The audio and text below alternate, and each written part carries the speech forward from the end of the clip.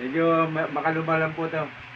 Eh, Para sa mga bagong kasal at ikakasal. hindi. Para Para sa inyo sa lahat. nagmamahalan, okay na yun. Okay na, sige, pareho lang yan. Isang katalog pa. Ikaw.